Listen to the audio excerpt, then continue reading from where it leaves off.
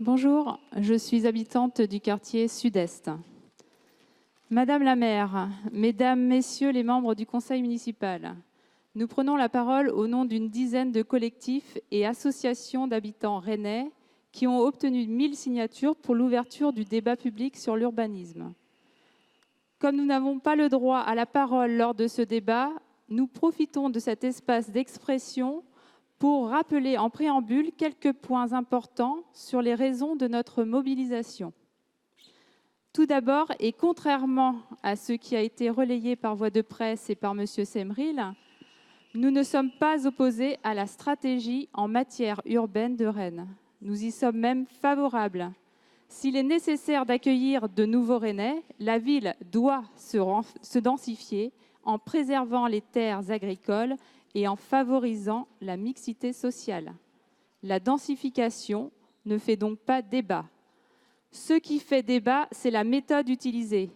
Ce qui fait débat et qui explique la mobilisation de tant de Rennais, ce sont les dérives de la méthode dont nous retenons 4 points majeurs. Point 1. L'intensité et le rythme effréné des constructions de nouveaux logements. Point 2. La place privilégiée des promoteurs dans la définition du PLU aux dépens du patrimoine et de l'identité des quartiers, la mise à l'écart des habitants. Point 3.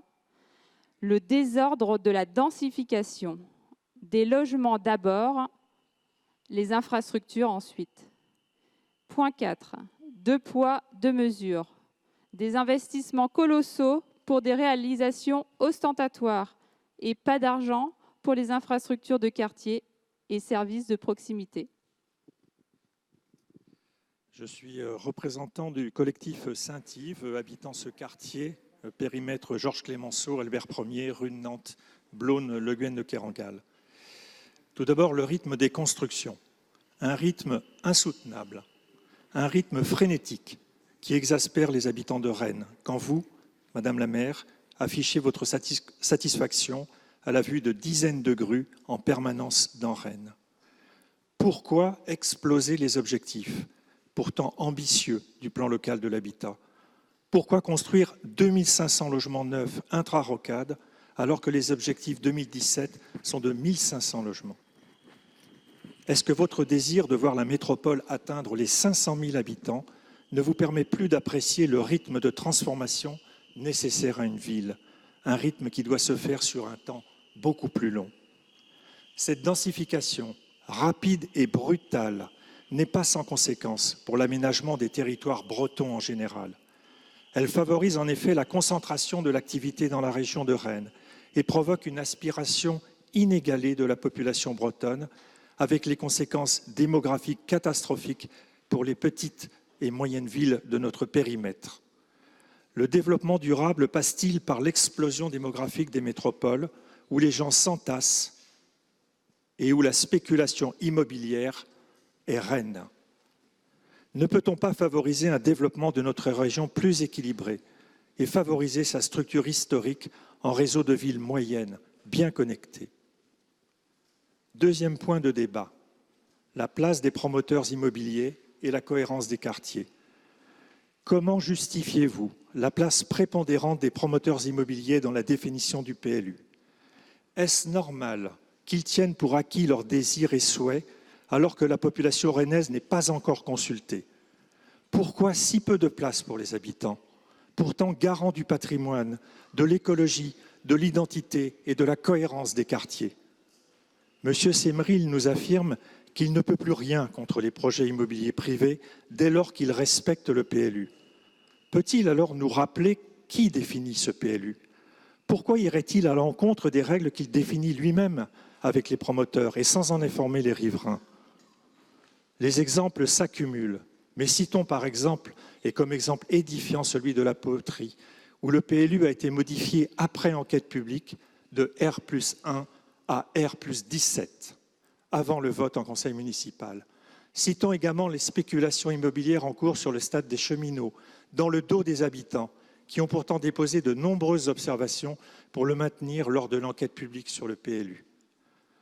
Doit-on encore, Madame la maire, vous rappeler les éléments de votre plaquette, Rennes 2030 se révèle. Citons-les. Profitons de la vie dans tous nos quartiers. Ou encore, promouvoir la participation citoyenne à travers des dispositifs de concertation adaptés à chaque projet.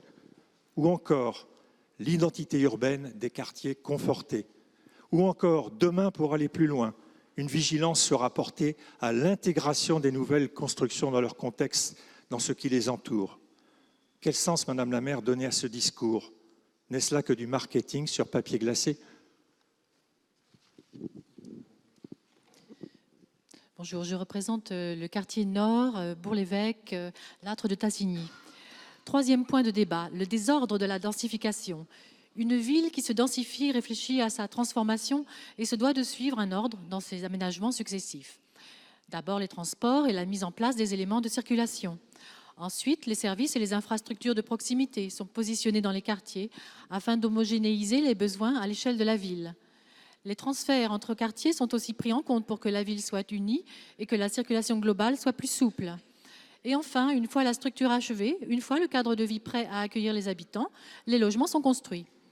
À Rennes, vous faites l'inverse. Vous bâtissez en masse des immeubles, les infrastructures de quartier sont négligées, les aires de parking au terminus de la ligne A du métro vont devoir être doublées.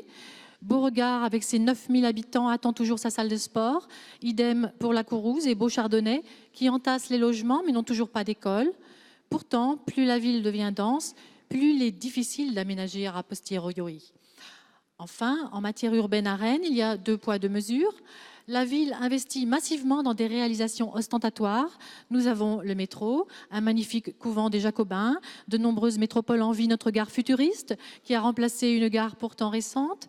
Et on rétorque aux habitants que les infrastructures de quartier, la sécurisation des voies principales de circulation coûte trop cher et qu'elles doivent être financées par l'ajout d'étages supplémentaires dans les programmes immobiliers. Dans le traitement des permis de construire également, un riverain qui souhaite un petit agrandissement de sa maison voit son permis refusé car il est en zone inondable, alors que juste à côté, un promoteur peut développer un immeuble de 17 étages juste au bord de la rivière avec des pompes en sous-sol pour drainer constamment la base. Où est la logique ? Ce sont toutes ces dérives en matière urbaine que nous dénonçons et que nous vous demandons de débattre aujourd'hui. Quelles sont vos propositions pour que la densification de la ville soit associée à des programmes d'investissement ambitieux et concertés dans les quartiers pour conserver leur identité et leur qualité de vie sans céder à la facilité d'une politique de la hauteur qui n'est pas soutenable et fait la part belle aux promoteurs immobiliers ?